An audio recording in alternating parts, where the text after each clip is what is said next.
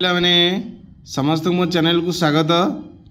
समस्त एबे IA4 agriculture subject कौन कौन उस्ता कॉपीराइट उस्ता 2024-25 कौन सब क्वेश्चन सब आसीला आम टे डिस्कसन करवा तो मैंने भल भाव प्रिपेयर हम है IA4 ताले टोटल 40 मार्क परीक्षा आज 30 मिनट लगे ताले शून्य स्थान पूरण कर दस्ता उद्भिदर डैश बेग बढ़ाए कौन परिपक्वतार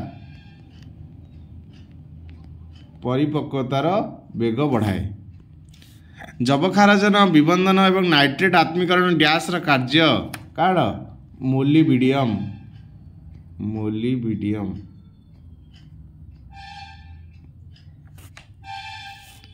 कृषि जंत्रपाति संपर्कित विपद को डैश कहा जाए यांत्रिक विपत्ति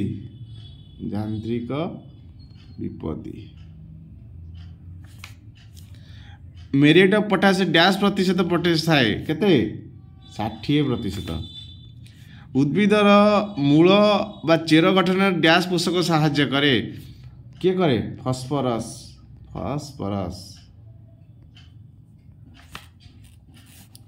कैल्शियम उद्भिदर डैश बेग बढ़ाए कैल्शियम कौन करे ओज बा तेज बढ़ाए उद्भिदर वृद्धि डैश टी पोषक दरकार केतेटा पोषक दरकार 17टी पोषक दरकार होता है। मुख्य पोषक तत्व केते भाग विभक्त करा जायछि 2 भाग रे विभक्त करा जायछि। मुख्य बा स्थूल पोषक गुडी को केते भाग विभक्त करा जायछि 8 भाग रे विभक्त करा जायछि। क्लोरीन एक डैश पोषक को पोषक गौण्य बा किंबा सूक्ष्म पोषक। प्राथमिक पोषक कहा कहा जाए पिला माने प्राथमिक पोषक कहा कहा जाउछि जबखारजन फॉस्फोरस पोटासियम को नहीं गठित यही सब पोषक तत्व गुडी को सार माध्यम जोगाई देता है ताहाको प्राथमिक पोषक कहा जाउछि। सूक्ष्म पोषक बा गौण्य पोषक क्या कहुच्छी सूक्ष्म बा गौण्य कौ गुड़ी कहुच्छी जो गुड़ी कम मात्रा दरकार जमीक एफी manganese copper zinc chlorine boron molybdenum और लास्ट रहा निकेल है कि ये सबू कौन कहुच्छी अणुसार कहुच्छी बा गौण्य पोषक कहुच्छी। दुईटी सबुज खत नाम लेख सबुज खत कौन धनीचा एगुड़ी को चाष करने पूर्व कौन कर माटी रे हल कर मिसा जागुड़ी को धनीचा मुग। कंपोस्ट कार्य कौन कंपोस्ट कौन करुच्ची मूर्तिकार संरचना वृद्धि करे मूर्तिकार संरचना वृद्धि करे। कीटनाशक को आमे क्यों समय प्रयोग करने अनुचित कुहुड़ी ओ पवन बहुतवा समय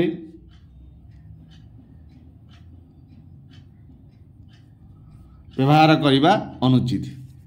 उद्भिदर वृद्धि भाई कौन कौन मौलिक पोषक दरकार कौन CHO कार्बन हाइड्रोजेन ऑक्सीजन यही 3टा दरकार कौन मौलिक उपादान दरकार।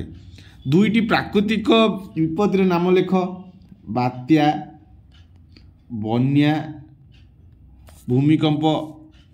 क्यों पोषक रोग प्रतिरोधक शक्ति वृद्धि कराए तुषारपात मरुड़ी विपक्ष जन सहन शक्ति बढ़ाए किए पोटासियम।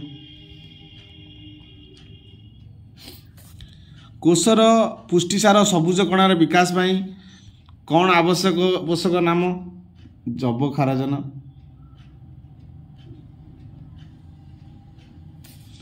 उद्भिदर मेलिबिडियम काम कौन कौन पाई आवश्यक जबखारजन विबंधन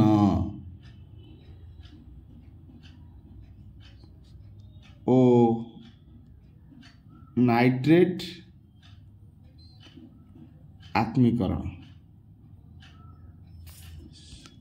है कि जबक्षारजन विबंधन नाइट्रेट आत्मीकरण आवश्यक होता है पिला माने आउ एस्पिरेशनल कंपोनेंट कौन देछि विभिन्न प्रकार रासायनिक जैविक सार संग्रह करी एक प्रकल्प प्रस्तुत कर किंबा विभिन्न प्रकार सबुज सार मंजी संग्रह करी एक चार्ट पेपर माध्यम लगाओ हेले तुम जहाँ जहाँ सब ये थिला क्वेश्चन थिला मु सब डिस्कशन करदेली जो मैंने मो चैनल को देखुं समस्त तुम सांग मानू शेयर करंतु धन्यवाद।